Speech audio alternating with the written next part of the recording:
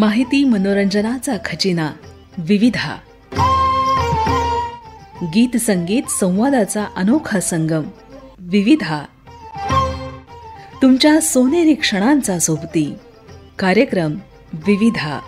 विविधा विविधा. श्रोत्यांनो, आज विविधा अंतर्गत नारीविश्व या कार्यक्रमात डॉक्टर पंजाबराव देशमुख विधी महाविद्यालयाच्या प्राचार्या डॉक्टर वर्षा देशमुख यांच्याशी ममेश माथनकर यांनी केलेली बातचीत ऐकूयात. या कार्यक्रमाचे सादरकर्ते आहेत विनोद गवळी. नमस्कार श्रोते हो, नारी विश्व या कार्यक्रमात आपले खूप खूप स्वागत आहे. श्रोते हो, ज्या देशात कायदा आणि सुव्यवस्थेचे राज्य असते, ज्या देशातील नागरिक कायद्याचं तंतोतंत पालन करतात, त्या देशात गुन्ह्याचं प्रमाण अगदीच कमी असतं आणि लोक सुखसमाधानाने नांदत असतात. जगातील प्रत्येक देशाचे आपापले कायदे असतात आणि त्याची योग्य अंमलबजावणी होते अथवा नाही हे बघणे शासनाची जबाबदारी असते. आपण सामान्य नागरिक देखील अनेक कायद्यांच्या बंधनात असतो आणि त्यांचा आदर करणे ही आपल्या प्रत्येक नागरिकाची जबाबदारी असते. आता हे कायदे कोण आणि कसे बनवतात?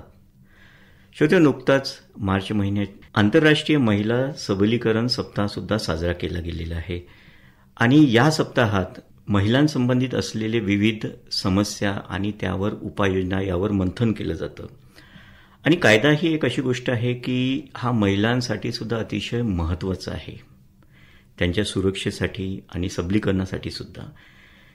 तर यांच्या सुरक्षेसाठी आणि सबलीकरणासाठी कायद्याची भूमिका कशी असते या आणि अशा अनेक महिलांच्या कायदेविषयक बाबींवर मार्गदर्शन करण्यासाठी आज आपल्या स्टुडिओमध्ये आले आहेत डॉक्टर पंजाबराव देशमुख विधी महाविद्यालय अर्थात डॉक्टर पंजाबराव देशमुख लॉ कॉलेजच्या प्राचार्या डॉक्टर वर्षा देशमुख मॅडम. आज आपण त्यांच्याशी विविध विषयांवर चर्चा करणार आहोत. मॅडम, आकाशवाणी अमरावतीच्या स्टुडिओमध्ये आपले खूप खूप स्वागत आहे. धन्यवाद. नमस्कार. मॅडम, विषयाला हात घालण्याआधी आमच्या श्रोत्यांना ऐकायला आवडेल आपला हा जो प्रवास आहे, म्हणजे आपण शिक्षणाला जेव्हापासून सुरुवात केली तो विधी महाविद्यालयाचे प्राचार्य इथपर्यंतचा हा जो प्रवास घडला याबद्दल काय सांगाल? तसं म्हटलं तर मी मुंबई विद्यापीठाची पदव्युत्तर झालेली विद्यार्थिनी आहे आणि लगेचच लग्न झालं. लग्न झाल्यानंतर मुंबईवरून मी अमरावतीला आली. अमरावतीला तसं फार काही करण्यासारखं नव्हतं म्हणून मी LLB केलं, LLM केलं आणि PhD केलं आणि शिवाय सॉलिसिटर ऑफ UK म्हणून मी तिथे काही दिवस काम पण केलं मी तिथल्या सॉलिसिटर फर्ममध्ये. आणि इकडे आल्यानंतर एक ओपनची पोस्ट होती. ती ओपनची पोस्ट मिळाल्यानंतर मला वाटतं 75 वर्षांनंतर मी पहिली महिला प्राचार्य आहे.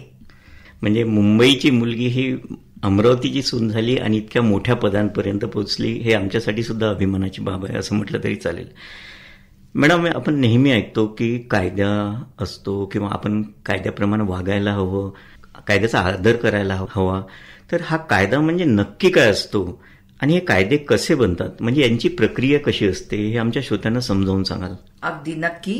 जेव्हा आपण लॉ अँड ऑर्डर म्हणतो, म्हणजे आपण कायदा आणि सुरक्षा ज्या समाजामध्ये ती सुरळीत चालण्यासाठी जर का काही यंत्रणा पाहिजे असेल तर तो कायदा असतो. तो कायदा म्हणजे जेव्हा एखाद्या आपल्याला वाटलं की आता इथे मुलींची संख्या फार कमी आहे, म्हणजे ते स्त्री भ्रूण हत्या थांबली पाहिजे, मग त्याच्यावरती एखाद्या राज्याला आणि शिवाय देशाला सुद्धा त्याच्यामध्ये एक बिल मांडावं लागतं आणि त्या बिल मध्ये तुम्हाला सगळ्या त्याच्या ज्या काही तरतुदी आहेत त्या तरतुदी त्याच्यामध्ये असल्या पाहिजे. त्याच्यावरती चर्चा होते, वोटिंग होतं आणि मग नंतर ते अप्पर हाऊस आणि लोअर हाऊस असं दोन्ही सभागृहांमध्ये ते मांडलं जातं आणि तिथे जास्तीत जास्त 2/3 मेजॉरिटी आपण म्हणतो तसं तो कायदा पारित होतो. आणि त्याच्यावरती जेव्हा मग स्टेट लेवलवरती गव्हर्नरची आणि केंद्रीय लेवलवर प्रेसिडेंटची सिग्नेचर होते आणि मग त्याचं कायद्यात रूपांतर होतं. बरेच वेळा आपण पाहिलेलं आहे की खूप सारे बिलं असतात ते पार्लमेंटमध्ये किंवा इकडे मग आपल्या स्टेट असेंब्लीमध्ये ते एका फक्त सभागृहात पारित होतात आणि दुसऱ्या सभागृहात होत नाही. त्यामुळे ते म्हणजे त्या अधुरे असतात, कायद्यात रूपांतर होत नाही. आणि एकदा कायदा झाल्यानंतर मला हा कायदा माहिती नाही असं म्हणता येत नाही. त्यामुळे त्याविषयी जनजागृती करणं तेवढंच महत्वाचं असतं आणि ते लोकांना माहिती असणं ही तेवढंच गरजेचं असतं.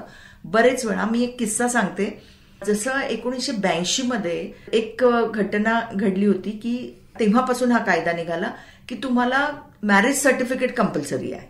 अगदी बरोबर. पण मी जिथे जिथे जाते तेव्हा विचारते तर जवळजवळ 1-2च हात असतात की ज्यांच्याकडे मॅरेज सर्टिफिकेट आहे म्हणून. तर एकदा एका केसमध्ये असं झालं की त्या दाम्पत्यांनी जवळजवळ 20-25 वर्ष संसार केल्यानंतर husband has extra marital affair. मग वाईफनी त्याच्यावरती बायगॅमी म्हणजे द्विपत्नी प्रतिबंधक कायदा जो आहे त्याच्या अंतर्गत तिने केस टाकली. तेव्हा या महाशयांनी काय स्टँड घ्यावा की माझं लग्न झालं तेव्हा माझ्या पत्नीचं वय 18 नव्हतं, त्यामुळे माझं मॅरेजच व्हॅलिड नाहीये. म्हणजे केवढा तरी असा दुरुपयोग हे होतं. किंवा त्याचं रेट्रोस्पेक्टिव्ह म्हणजे तिने जेव्हा 18 पूर्ण झाली तेव्हा ती मॅरेज सर्टिफिकेट घेऊन ती आपलं मॅरेज हे रेग्युलराईज किंवा कायदेशीर करू शकली असती. परंतु कायदा माहिती नसल्यामुळे किंवा त्याचं अज्ञान किंवा दुर्लक्ष असल्यामुळे ते होऊ शकलं नाही. त्यामुळे एवढी मोठी अशा अनेक घटना आहेत की त्याचं ज्ञान नसल्यामुळे आपल्याला खूप साऱ्या गोष्टी सहन कराव्या लागतात. अतिशय महत्वाचा मुद्दा सांगितला मॅडम आपण की आपल्याशी संबंधित म्हणजे सामान्य नागरिकांशी संबंधित असणारे कायदे तरी त्यांना माहीत असणं आवश्यक असतं. की बरेचदा आपण जे उदाहरण दिलं तर अशा सुद्धा अनेक प्रमाणात घटना घडू शकतात कायद्याचं ज्ञान नसल्यामुळे त्यांच्यासोबत असे प्रकार घडू शकतात. मॅडम बरेचदा कायद्यांमध्ये बदल सुद्धा होत असतात. आपण नुकतंच बघितलं असेल की भारतीय न्याय संहिता जी आता 2024 पासून लागू झाली तर काही काही कायद्यांमध्ये बदल सुद्धा घडले आहेत. जे कायदे खूप जुने होते, कदाचित इंग्रजांच्या काळापासून सुरू असलेले कायदे असं म्हटलं तरी चालेल. तर हे कायदे कसे बदलतात याबद्दल आपण काय सांगाल? जसं ही न्यायव्यवस्था आहे ती आपल्याला जसं मुघल मग नंतर ब्रिटिश आणि मग तेव्हापासून अस्तित्वात आहे. म्हणजे पहिला जो 1934 साली इंडियन जो ऍक्ट आला होता त्याच्यानंतर त्याच्यात सगळे कायदे आपण ब्रिटिशांकडून घेतलेले आहेत. त्यामुळे त्यांनी जे ठरवलं त्यांच्या लंडनमध्ये इंग्लंडमध्ये जे काही होते तेव्हा ते ब्रिटन म्हणायचे, ब्रिटन आता UK म्हणतात, ते सगळे तसेच्या तसे आणि थोडेफार त्याच्यात बदल करून ते लागू केले होते. परंतु आपल्या इथली परिस्थिती, आपल्या इथली मानसिकता, आपल्या इथलं आचरण हे सगळं वेगळं असल्यामुळे त्याच्यामध्ये बऱ्याच त्रुट्या होत्या. आणि जेव्हा ती त्रुटी असते तेव्हा ती आपल्याला त्याच्यामध्ये अमेंडमेंटची प्राविधान केलेलं असतं. आणि जेव्हा सुप्रीम कोर्ट त्याच्यामध्ये सुचवतं की हा जो कायदा आहे हा त्याच्याशी सुसंगत नाहीये, जे काही आपले प्रिन्सिपल आहे कॉन्स्टिट्यूशनचे, कॉन्स्टिट्यूशनचे जे प्रिन्सिपल आहे भारतीय घटनेचे जे काही प्रिअँबलमध्ये आहे किंवा जे आता फंडामेंटल राईट्स म्हणतो किंवा बाकीचे जे महत्वाचे गोष्टी त्याच्याशी सुसंगत नसतील तर मग त्याच्यात बदल करणं गरजेचं असतं. आणि मग त्याच्यामध्ये बदल सुचवल्या जातात. पुन्हा जर का तो कायदा हे करायचं असेल तर त्याच्यामध्ये ते बदल, जसं आता तुम्हाला उदाहरण द्यायचं की हे बहुतेक लोकांना माहिती नाही की मुलींचं पण लग्नाचं वय 21 केलेलं आहे. कारण जेंडर इक्वालिटी जेव्हा आपण म्हणतो भारतीय घटनेमध्ये इक्वालिटी अनुच्छेद 14 मध्ये आहे तेव्हा मग मुलींचं वय 18 होतं आणि मुलांचं 21 होतं. पण खूप साऱ्या खेड्यापाड्यांमधल्या मुली 18 नंतर त्यांची लग्न करून देतात. पण तेव्हा त्यांचं एज्युकेशन झालेलं नसतं, पदवी त्यांनी धारण केलेली नसते, त्यामुळे जॉब लागत नाही, त्यामुळे भयंकर अत्याचार त्यांच्यावर होतात. त्यामुळे आता हे बिल मांडलं गेलं आणि तो कायदा पारित झालेला आहे की मुलींचे लग्नाचं वय हे 21 पाहिजे. त्याच्या जेंडर इक्वालिटी जे आपण म्हणतो ती जेंडर इक्वालिटी पण त्याच्यामध्ये आणायचा प्रयत्न आपल्या पार्लमेंटने केलेला आहे. म्हणजे एकंदरीत महिलांच्या सशक्तीकरणासाठी सुद्धा कायदे तितकेच महत्वाचे आहेत असं म्हटलं तरी चालेल. मॅडम हा कायदा विषय असा आहे की अतिशय किचकट विषय आहे आणि आपण नेहमीच या कायद्यांच्याच विषयात किंवा याच सब्जेक्टमध्ये नेहमी असतात. तर यापासून विरंगुळा निर्माण होण्यासाठी पण काही छंद सुद्धा जोपासत असाल तर त्याबद्दल काय सांगाल?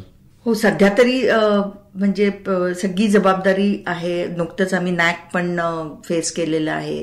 काम तर प्रचंड असतं पण त्याच्यामध्येही गाणे म्हणणे किंवा ऐकणे हा मोठा छंद आहे माझा. आणि सध्या तरी म्हणजे नातवांबरोबर खेळणं वगैरे ह्या विरंगुळा असतात. श्रोते, नारी विश्व या कार्यक्रमात आज आपल्यासोबत आहेत डॉक्टर पंजाबराव देशमुख विधी महाविद्यालय अमरावती येथील प्राचार्य डॉक्टर वर्षा देशमुख मॅडम आणि महिलांविषयी असणारे कायद्यांविषयी आपण त्यांच्यासोबत चर्चा करत आहोत. मॅडम, तुमचा बायोडाटा बघत असताना माझ्या असं लक्षात आलं की महिलांच्या हक्कांबाबत जागरूकता निर्माण करण्यासाठी आपण वेगवेगळे अवेअरनेस प्रोग्राम्स घेता.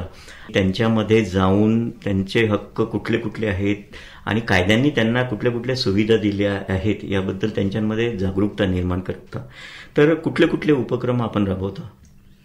ह्याच्यात आमच्या महाविद्यालयातर्फे आम्ही पथनाट्यांच्या द्वारे वेगळ्या वेगळ्या खेड्यांमध्ये जाऊन आम्ही तिथे जनजागृती करत असतो. ह्याच्यामध्ये सगळ्यात मला एक सांगायचंय की इव्हन शहरातल्या किंवा महिला असतील, 7/12वरती बँकेमध्ये त्यांचं नाव आहे का ते माहिती नसतं. बहुतेक होम मेकर्स आपण म्हणूया त्यांना, ज्या घरी आपल्या घराला सावरतात त्या, तर त्यांना प्रत्येकीला विचारलं की नाही ते ह्यांना विचारा असं असतं सगळं. आणि मग त्या अज्ञानाचा फायदा नकळत कोणीतरी घेतं आणि मग जे काही अत्याचार होतात मला वाटतं ते अज्ञानातून जास्त झालेले असतात. पण वेळीच जर का आपण त्या गोष्टीची माहिती करून घेतली किंवा ती माहिती झाली, इव्हन आता सोशल मीडिया खूप चालू आहे. सोशल मीडियावरती अतिशय गंभीर असे गुन्हे होत आहेत महिलांविरुद्ध. त्याच्यामध्ये आपल्या मुलींना वाटतं की हा फोटो टाकला पाहिजे, तो फोटो टाकला पाहिजे, पण त्याच्या मागे कोण आहे, कोण डूक धरून बसलेलं आहे आणि सावज कसं गळायला लागतं का असं पाहत असतं. त्यामुळे अतिशय ह्या विजिलंट राहणं, म्हणजे डोळे चौकस ठेवून उघडे ठेवून आपण वागणं हे महिलांना खूप गरजेचं आहे आणि तरुणाईलाही गरजेचं आहे. मॅडम, आपल्याला woman of the year award सुद्धा मिळाला होता, मला वाटते 2000. हो, आणि आता 9 ह्याच्यात पण एक नारी शक्ती अवॉर्ड मिळालं 9 मार्चला. तर हा कशा संदर्भात होता? आम्ही जसं आमच्या लॉ मध्ये आहे की पुस्तकात हा कायदा राहता कामा नये, हा तुम्ही गोरगरीब आणि महिला तळागाळापर्यंत पोहोचला पाहिजे. त्यामुळे आम्ही काउन्सिलिंग सेंटर आहे आमचं आणि त्याच्याद्वारे आम्ही महिलांना फ्री असं सल्ला देत असतो.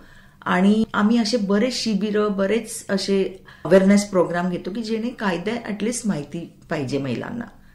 अच्छा, म्हणजे ती सगळी माहिती महिलांपर्यंत आपण या माध्यमातून पोहोचवतो आणि बरेच मदतही केलेली आहे महिलांना. मॅडम, बायोडाटा बघताना असं सुद्धा आढळलं की आपल्याला हॉर्स रायडिंगची आवड आहे आणि आपण माउंटेनिअरिंग पण बरेच करता. तर म्हणजे इतक्या व्यापातून आपल्याला हा वेळ कसा मिळतो? अर्थात ते कॉलेजमध्ये महाविद्यालयीन दिवस होते तेव्हा ते सगळं करून घेतल्यामुळे मला वाटतं त्या आठवणी अजूनही खूप ताज्या आहेत. पण सगळ्यांनी हा अनुभव घेतला पाहिजे असं मी आवर्जून सांगेल. मॅडम, हे जे कायदा क्षेत्रामध्ये ज्या कुठल्या महिला येऊ इच्छित असतील तर त्यांच्यासाठी कुठल्या कुठल्या संधी उपलब्ध आहेत आणि त्यांच्या पुढील आव्हाने कुठली आहेत असं आपल्याला वाटतं? जसं मी सांगितलं की आता अगदी 3 वर्षाची किंवा 5 वर्षाची पदवी घेणं काही गरजेचं नाही. याच्यामध्ये शॉर्ट कोर्सेस पण असतात, जसं सायबर लॉ आहे, टॅक्सेशन आहे, नुसतं वुमन एम्पॉवरमेंटमध्ये आहे, नंतर तुमचं आपलं मेडिको लिगल वगैरे आहे. असे पण घेऊन तुम्ही त्याच्यातच आणखीन सखोल असा अभ्यास केला तर मला वाटतं की ते जास्त चांगलं राहील. कारण स्किल बेस्ड एज्युकेशनला न्यू एज्युकेशन पॉलिसी जी आहे NEP 19ची त्याला जास्त महत्व आहे की जेणेकरून भारतामध्ये त्या विद्यार्थ्याला काहीतरी मिळालं पाहिजे. जर का 15 क्रेडिट पॉइंटचा कोर्स केला तर तुम्हाला सर्टिफिकेट कोर्स मिळेल, 90 क्रेडिट पॉइंटचा केला तर डिप्लोमा मिळेल, त्याच्याहून जास्त मिळालं तर पदवी मिळेल. असं करून पूर्ण भारतामध्ये असा काही कारणाने बरेच जणांना असं होतं की आता मी आजारी पडलोय, ऍक्सिडेंट झालाय, लग्न झालंय असं, आणि तो शिक्षण अधुरं राहतं. आणि मग त्याच्यात नंतर पुन्हा ते क्रेडिट्स बँकेमधून, अकॅडमिक बँक असते त्या अकॅडमिक बँकमधून ते पुन्हा क्रेडिट आपण जमा करून पुढे आणि शिक्षण घेऊ शकतो. तो एवढी चांगली सुविधा केली आहे. तर मला वाटतं प्रत्येक महिलांनी काहीतरी डिप्लोमा किंवा काहीतरी करावं जेणेकरून त्यांना ज्याच्यामध्ये इंटरेस्ट असेल आणि त्याच्यात पुढे जर का त्याच्यात प्रावीण्य मिळालं तर मला वाटतं ते एक प्रोफेशन पण होऊ शकतं. म्हणजे इतर शाखेंमधील जे सुद्धा विद्यार्थी असतील, जसं आर्ट्स असतील, कॉमर्स असतील, आणि आता या NEPमुळे त्यांना कायद्याचं ज्ञान सुद्धा घेता येईल, म्हणजे हा एक सुद्धा विषय त्यांना निवडता येईल. मॅडम, आपण महिलांबद्दल खूप काम करता, त्यांच्याबद्दल अवेअरनेस प्रोग्राम्स घेता, पण असं आढळतं की महिला अत्याचार रोखण्यासाठी अनेक कायदे आहेत, पण त्याची अंमलबजावणी जी होते ती अतिशय प्रभावी होते का?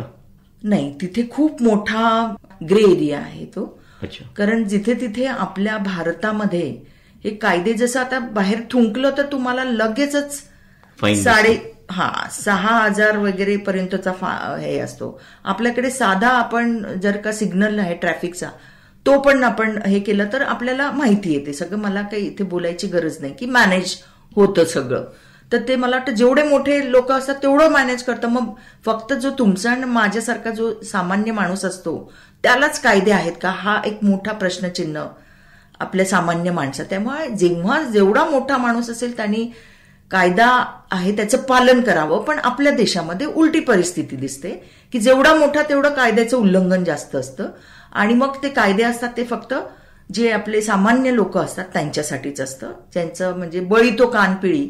आणि ते मला वाटतं की त्याला आपण सिव्हिलाइज सोसायटी नाही म्हणू शकत. ते जंगल राजच आहे, म्हणजे जिथे वाघ शेळीला खातो असंच होतं. त्यामुळे मला वाटतं आपण म्हणूनच अजूनही डेव्हलपिंग कंट्री आहोत, डेव्हलप्ड नाहीये. कारण ही मेंटॅलिटी आहे, ती मेंटॅलिटी जोपर्यंत बदलत नाही तोपर्यंत काहीही बदल नाही होणार असं मला वाटतं. हे माझं वैयक्तिक मत. आणि असं पण आढळतं की आपल्याच देशातले व्यक्ती नागरिक जेव्हा दुसऱ्या देशात जातात तर ते कायद्याचं अतिशय तंतोतंत पालन करतात. म्हणजे कुठे प्लास्टिकची बॉटल फेकणार नाही किंवा थुंकणार नाही. हेच नियम जर त्यांनी आपल्या भारतात पाळले तर मला असं वाटतं की आपण सुद्धा एक चांगले नागरिक आहोत, प्रगत राष्ट्र होऊ शकतो. नक्कीच होऊ शकतो. मॅडम, इतक्यांमध्ये आपण बघतोय की आपली जी विवाह व्यवस्था आहे ही जी पद्धत आधीपासून सुरू आहे तर यामध्ये बरेच बदल होताना आढळतात. ज्याचंच एक उदाहरण द्यायचं म्हटलं म्हणजे लिव्ह इन रिलेशनशिप. तर हा जो प्रकार आहे हा तरुणांमध्ये अतिशय पॉप्युलर म्हणजे लोकप्रिय होताना दिसत आहे.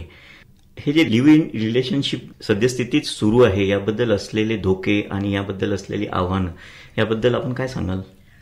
लिव्ह इन रिलेशनशिप ह्याच्यामध्ये बहुतेक करून जे कोर्टात केसेस आलेल्या आहेत त्या मॅरिड लोकांच्या आहेत की ज्यांना लग्न होऊन 5 वर्ष झाले, 10 वर्ष झाले, 15 वर्ष झाले आणि त्यांचं एक्स्ट्रा मॅरायटल अफेअर आहे आणि मग त्याला ते गोंडस नाव देतात लिव्ह इन रिलेशनशिप. पण कायद्याच्या दृष्टिकोनातून ती लिव्ह इन रिलेशनशिप नाही. वेल्लुस्वामी पेट्टायमल ही जी केस झाली होती त्याच्यामध्ये त्यांनी 4 कंडिशन टाकलेल्या आहेत. नंबर 1 की तुम्ही ते अडल्ट असला पाहिजे, म्हणजे 18च्या वरती असला पाहिजेत. दोघांनाही स्पाउसेस नसले पाहिजे, म्हणजे ते नवरा बायको आधीचे असलेले चालणार नाहीये. नंतर ते एका घराच्या छताखाली राहत असतील आणि 4थं म्हणजे समाजाने त्यांना जोडपं म्हणून स्वीकार केलेला आहे. अशा 4 कंडिशन असतील तरच ती लिव्ह इन रिलेशनशिप असते. अदरवाईज ती अडल्टरी आहे. ती त्याच्यामध्ये it is a condition for the divorce. म्हणजे त्याच्या डिवोर्ससाठी ते एक कारण असतं की माझा नवरा हा व्यभिचारी आहे. त्यांनी गोंडस जरी नाव दिलंय लिव्ह इन रिलेशनशिप पण तो व्यभिचार आहे. आणि जे मुलं म्हणजे आता ही तरुणाई आहे, 7 आकडी पगार मुलगी पण कमवते आणि तोही कमवतात, मग ते आपली कम्पॅटेबिलिटी आहे का? मग एकमेकांसोबत राहून बघतात, ठीक आहे तुझं आणि माझं जमलं तर ठीक आहे, नाहीतर टाटा बाय बाय, मी माझ्या मार्गाने तू तुझ्या मार्गाने. कारण डिवोर्स झाल्यानंतर मेंटेनन्स आहे, मुलांची कस्टडी आहे, नंतर अनेक अशा गोष्टी आहेत. त्याच्या कचाट्यात तुमचे जे उमेदीचे दिवस आहेत ते सगळे व्यर्थ होतात. आणि त्यामुळे मग मला वाटतं हा एक पाश्चिमात्य प्रकार आहे आणि तो तरुणांनी अनमॅरिड असताना राहिरून पाहतायत एकमेकांचं आपलं जमतंय का तर त्याला लिव्ह इन रिलेशनशिप म्हणतात. पण कोर्टाकडे अशी एकही केस आलेली नाहीये जी तरुणांची आहे. अच्छा. आणि जे व्यभिचार जे करतात, अडल्टरी जे करतात की ठीक आहे आता मन भरलं माझं, 2-4 महिने राहिलो तुझ्या बरोबर आणि आता सोडून देतो, आणि मग त्या बाईचं जेव्हा शोषण होतं मग ती बाई ते कोर्टामध्ये जाते आणि मग कोर्ट त्याला हे नाही म्हणत. त्याच्यात मुलांना ते कोर्ट प्रोटेक्ट करतं पण बाईचं शोषण होतं, त्याच्यामध्ये तिला काहीच मिळू शकत नाही. प्रॉपर्टीमध्ये राईट नाही मिळू शकत किंवा कुठला मेंटेनन्स सुद्धा मिळू शकत नाही किंवा कुठलेही कायदेशीर ज्या काही तरतुदी आहेत त्या मिळू शकत नाही. त्यामुळे मला आवर्जून इथे सांगायचं आहे की आज सोशल मीडियाचं जग आहे. 2 मेसेज आले आय लव्ह यूचे म्हणजे काय प्रेम आहे असं नाही, तर तुमचं शोषण करणारे भरपूर आहे या समाजामध्ये. तर आपण जागृतपणे हे सगळे गोष्टी आहेत त्या हाताळल्या पाहिजे असं माझा आवर्जून सांगणं आहे श्रोत्यांना. विशेषतः आमच्या तरुण श्रोत्यांना खूप महत्वाचा संदेश दिलास मॅडम आपण. म्हणजे कायद्यामध्ये लिव्ह इन रिलेशनशिपचा नेमका अर्थ काय याबद्दल खूप छान विश्लेषण केलं मॅडम आपण. इव्हन आर्टिकल 377 आहे जसं म्हणजे काय, तुम्ही समलिंगी आहात, कारण हा पण खूप एक ज्वलंत प्रश्न आहे अगदी बरोबर. आपल्या समाजामध्ये. पूर्वी कसं होतं की आपल्याकडे ब्रिटिशांचा पगडा होता, त्यामुळे समलिंगी म्हणजे ते खूप मोठा व्यभिचार समजायचे आणि ते अलाउडच करत नव्हते. पण आता त्याच्यामध्ये सुप्रीम कोर्टाने जजमेंट दिले की हा क्राईम नाहीये, it is no more a crime, हा गुन्हा नाहीये. तुमच्या आवडीच्या व्यक्तीबरोबर राहणं हा गुन्हा नाही. म्हणून समलिंगी म्हणजे बायसेक्स्युअल, ते LGBT म्हणतो आपण, ते अलाउड आहे असं नाही. पण आपल्याला म्हणजे मग लगेचच आपल्याकडे लगेचच सगळीकडे उत्साह झाला की समलिंगींना अलाउड आहे, पण it is no more crime, एवढं मात्र सुप्रीम कोर्टाने सांगितलेलं आहे. बरेचदा कायदा काय आहे नेमकं हे सुद्धा लोकांना माहीत नसतं, त्याच्यामुळे त्याचा दुरुपयोग होताना सुद्धा आढळतो. मॅडम, पोक्सो कायदा सुद्धा अतिशय महत्वाचा कायदा आहे, तर याबद्दल काय सांगाल? जसं आजकाल जेव्हा आपण पाहतो 10 मधले 6 मुलं म्हणजे त्यांच्यावरती लैंगिक अत्याचार होतो. त्याच्यामध्ये मुलं पण आहेत आणि त्याच्यात मुली पण आहे.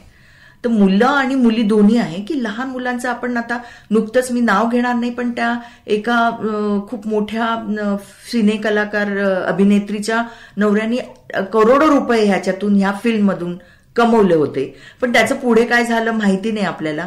लहान मुलांच्या अवयवांची जे काही फीत जरी करतात, व्हिडिओ क्लिप जरी केली आणि ती विकली तर तो क्राईम आहे पोक्सोमध्ये. म्हणजे protection of child against sexual offences म्हणून हा कायदा आहे आणि त्याच्या तरतुदी खूप कठीण आहेत, कारण त्या लहान मुलाला, बाळाला काहीच कळत नसतं आणि आपण सुज्ञ माणसांनी किंवा मोठ्या माणसांनी आपल्या विकृत प्रवृत्तीमुळे त्याचा दुरुपयोग करणं त्या मुलाचा, हा खूप मोठा गुन्हा आहे. तिथे मग पोक्सोचे कोर्ट आहेत, तिथे त्याच्यामध्ये तुम्हाला तो चाइल्ड फ्रेंडली असलं पाहिजे. तिथे मग पोलीस दिसला नाही पाहिजे, पोलीस पण साध्या वेशामध्ये असले पाहिजे. तिथे नर्सरी सारखं वातावरण पाहिजे त्या कोर्टामध्ये, घसरगुंडी आहे, हे आहे, ते आहे, की जेणेकरून त्या बालकाला तिथे असं चाइल्ड फ्रेंडली कोर्ट्स असले पाहिजे.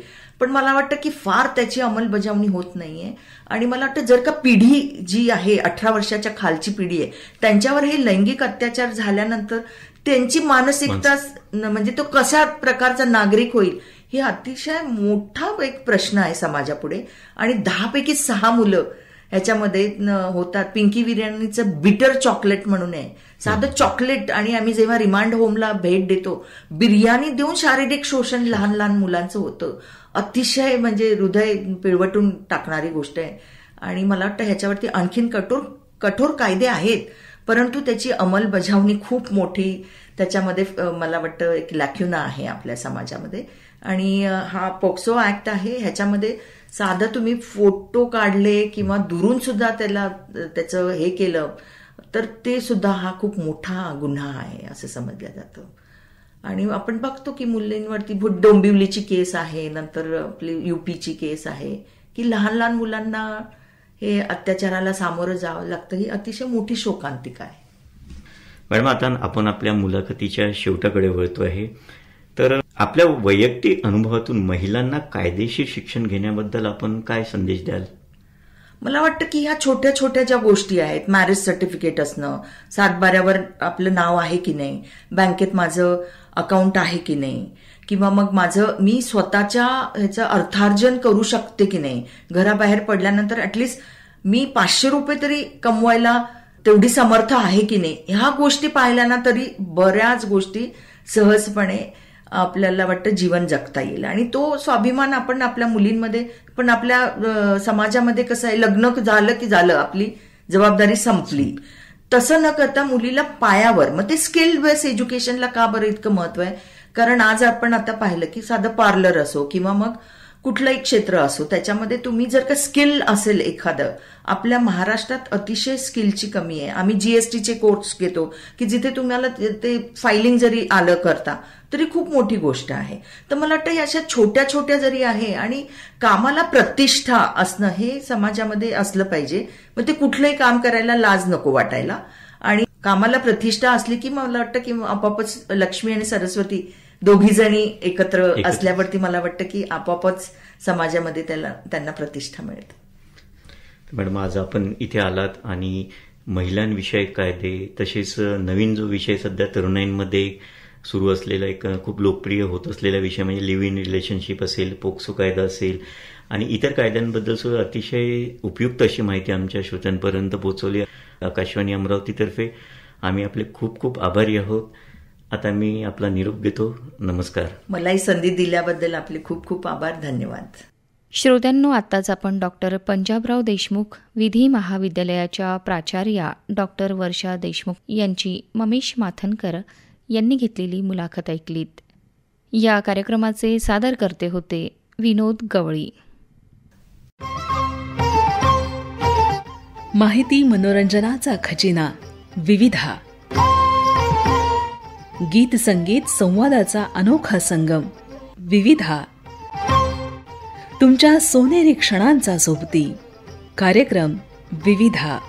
विविधा विविधा.